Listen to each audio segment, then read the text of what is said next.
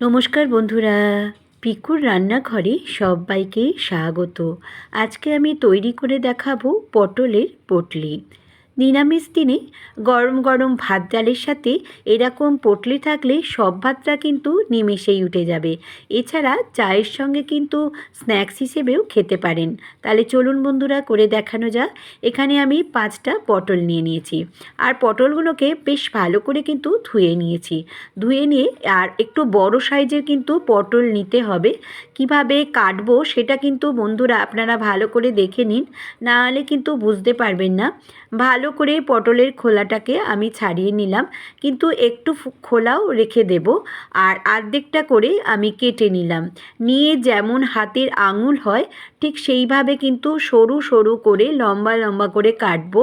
আর পটলের যদি বীজ বেশি থাকে সেক্ষেত্রে কিন্তু বীজটাকে ফেলে দেবেন, আর যদি কচি বীজ থাকে সেটা কিন্তু রেখে দেবেন। দেখুন আমি এইভাবে কেটে নিয়েছি, বুঝতেই পাচ্ছেন বন্ধুরা।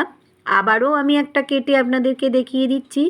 আপনাদের যদি মনে হয় বটির সাহায্যে কাটবেন না, সেক্ষেত্রে ছুরি দিয়েও কিন্তু কাটতে পারেন। দেখুন আমি আবার একটা দেখিয়ে দিচ্ছি লম্বালম্বি করে।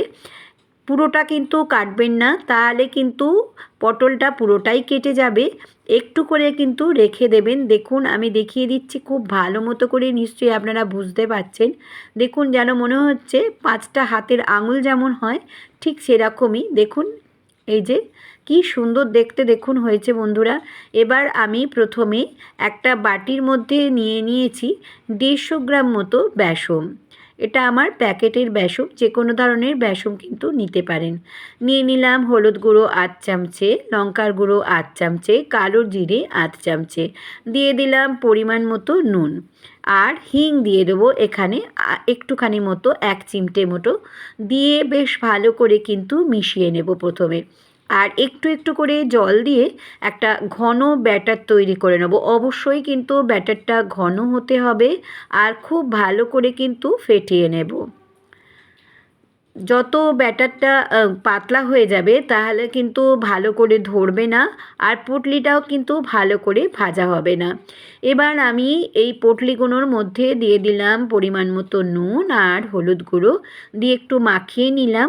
এবার আমি গ্যাসের মধ্যে একটা কড়া বসিয়ে নিয়েছি, নিয়ে 4 টেবিল স্পুন দিয়ে দিলাম সাদা তেল। তেলটা যখন গরম হয়ে গেল, গ্যাসের ফ্লেমটা একদম আস্তে করে দিয়ে সমস্ত পটলগুলোকে দেখুন এইভাবে আমি ছেড়ে দিচ্ছি। খুবই সহজ বন্ধুরা করা, বাড়িতে আপনারা অবশ্যই ট্রাই করবেন। ভাত ডালের সঙ্গে নিরামিষ দিনে খেতে কিন্তু বেশ ভালো লাগবে।